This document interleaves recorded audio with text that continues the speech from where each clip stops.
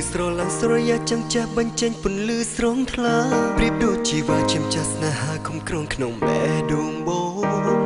តែក្តីបំណងចាក់ឆ្ងាយសង្ឃឹមទោះចិត្តខំប្រឹងក៏គ្មានសិទ្ធជាម្ចឹងរលើក្រដងឃើញអូនទុកព្រួយក្រៀមក្រំឈឺចាប់សើមកបេះដូងស្រែកប្រាប់ឲ្យលួងលអងក្រសោបទុកក្នុងដើមទ្រូងមាត់ចង់រំលងតែចិត្តហាមខូនជួបបាត់ត្រូវប្រត់ទាំងហើយក្នុងបែបបងមានពេលមួយឃ្លាចង់ស្ដីប្រាប់អូនថារូបវាស្ទន់ជាចាប់បែបដូនចាស់ជាម្ចាស់ស្នេហាតែវាស្នេហ៍ចាំដល់ឲ្យបងរងខ្វាយខ្វល់ព្រោះនេះមកមានអ្នកគ្រប់គ្រងរួចទៅហើយតែតាណាមាននឹងទេថាខ្ញុំរងចាំរួចឆ្នាំក៏ចិត្តទ្រាំចាំផ្ដាំតាមខ្យល់ប្រាប់ស្រីតែបងគ្រូវ័យក៏ចិត្តប្រាប់ឲ្យចាំថ្លៃរងចាំថ្លៃស្រីប្រាចិត្តថ្មីជ្រើសយកមកជាមិនចឹង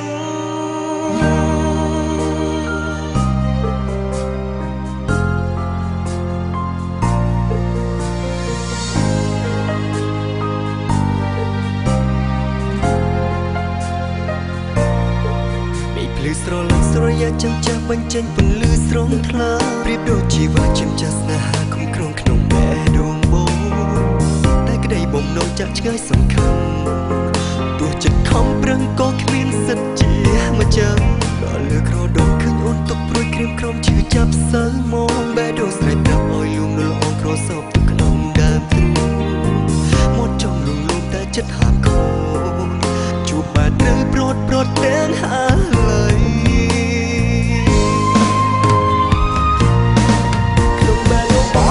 មួយឃ្លាចង់ស្ដីប្រាប់អូនថារូបវាស្ទន់ជាចាប់បែបដូនចាស់ជាម្ចាស់ស្នេហា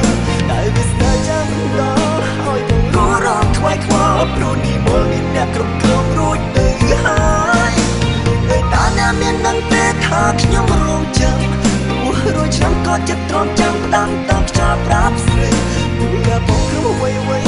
ក៏ចិត្តប្រាប់ឲ្យចាំថ្លៃរងចាំថ្លៃស្រីប្រាចិត្តថ្មីជ្រើសយកមកមិនចឹង